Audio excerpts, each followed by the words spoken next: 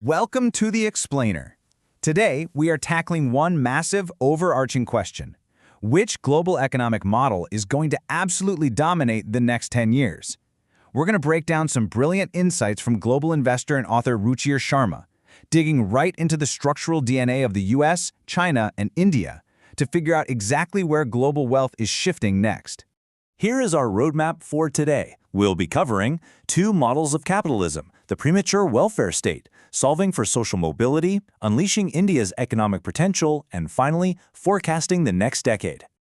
Okay, let's dive into this with Section 1, Two Models of Capitalism. Ruchir Sharma anchors this entire idea on a pretty brilliant, straightforward definition. He says, capitalism is about giving people as much economic freedom as possible.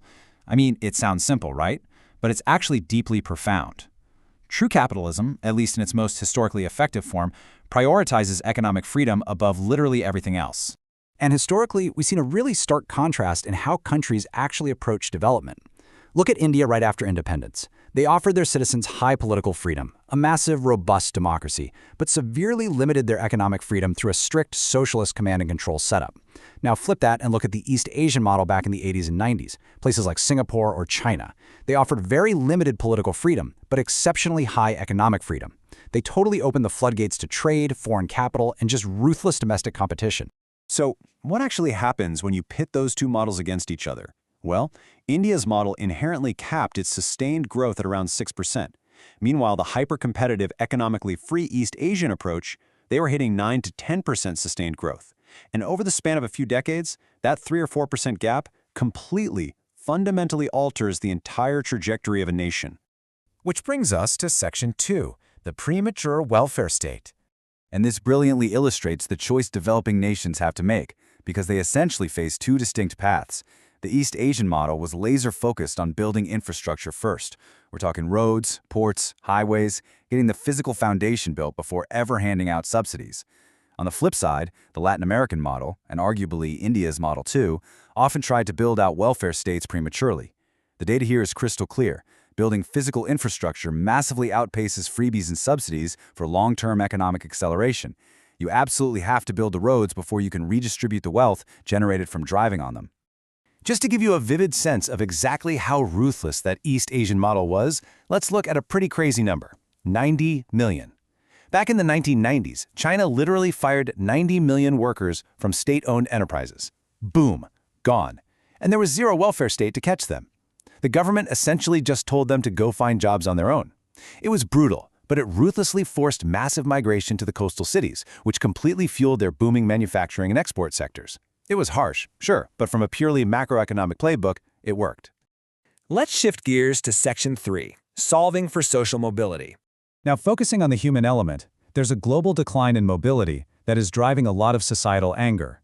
You might know this counterintuitive concept called the Great Gatsby curve. The basic economic theory here is that the more income inequality exists in a society, the more its people actually believe in meritocracy. Sounds backward, doesn't it? But think about it. Capitalism doesn't promise equal outcomes. It promises equal opportunity. As long as people genuinely feel like they have a fair shot at climbing the ladder, they will tolerate unequal outcomes at the top. The immense frustration we're seeing today stems from the feeling that the opportunity itself is rigged. You can actually see this lack of mobility showing up directly at the ballot box.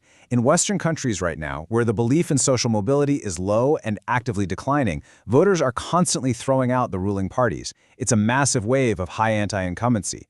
Fun fact, actually, the term anti-incumbency was originally coined in India, but today the whole trend has flipped. In emerging markets, including India, incumbents are actually winning over 50% of the time. Why? Because those populations still feel aspirational. They still fundamentally believe tomorrow's going to be better than today. So, what exactly is choking out social mobility in the West? Well, here are the core roadblocks. Number 1, overregulation is severely limiting housing supply. Get this stark statistic. The US literally builds the exact same number of new homes today as it did back in the 1950s. That's wild, considering the population is 50% larger now. Number 2, government bailouts. These constantly favor established corporate incumbents, making it nearly impossible for new businesses to rise up. And number 3, a serious lack of democratized, affordable education. So, the crucial point is right here in Section 4, Unleashing India's Economic Potential. How does India avoid those Western roadblocks and really hit the gas? Here's Sharma's blueprint to finally shatter that historical 6% growth ceiling. First, drastic deregulation, because heavy regulation almost always favors established giants who can easily pay the compliance costs. Second, absolute zero private sector bailouts. Third, capital account convertibility. You have to let money flow freely in and out of the country. And finally, solving the affordable housing crisis purely by increasing supply rather than just handing out subsidies. One really fascinating suggestion being thrown around is that India could use its own DOGE, a Department of Government Efficiency. The idea is to launch a massive deregulation effort spearheaded by prominent business figures, people who actually understand the ground-level friction of doing business. The ultimate goal? Aggressively simplify laws and strip away the fear of overbearing investigative agencies that basically crush entrepreneurial risk-taking. But India does have this massive hidden superpower: competitive federalism. This is a system where individual states actively, aggressively compete against each other to attract businesses and foreign direct investment. You look at states like Karnataka, Uttar Pradesh, and Tamil Nadu, they are fiercely fighting to build the best business infrastructure. And when state chief ministers start competing like corporate CEOs, the entire country's growth rate accelerates. Yet, despite all that incredible potential at the state level, India's foreign direct investment currently barely breaks 1% of its GDP. To put that in perspective, historical East Asian countries were regularly hitting 3 to 4%. So why the huge gap? It turns out it is almost entirely due to regulatory friction. The sheer red tape still makes it incredibly painful for a foreign entity to simply set up shop and operate smoothly in India. Let's wrap things up with Section 5, Forecasting the Next Decade. Let's move to and see how this builds into an actual investment thesis for the everyday investor. Over the last 10 to 15 years, the U.S. market has completely, undeniably crushed the rest of the world. But historically, this dominance tends to alternate decade by decade. Right now, U.S. markets are largely viewed as being in an AI-driven valuation bubble. Meanwhile, the rest of the world, which has really underperformed for a decade, is now looking fundamentally cheaper and is primed for a massive decade-long outperformance. Here are the big macroeconomic dominoes we expect to see fall over the 2020s. First, the incredibly strong US dollar is actually projected to gradually weaken. Second, aggressive US tariffs are inadvertently galvanizing the rest of the world to push through their own domestic reforms just to stay competitive.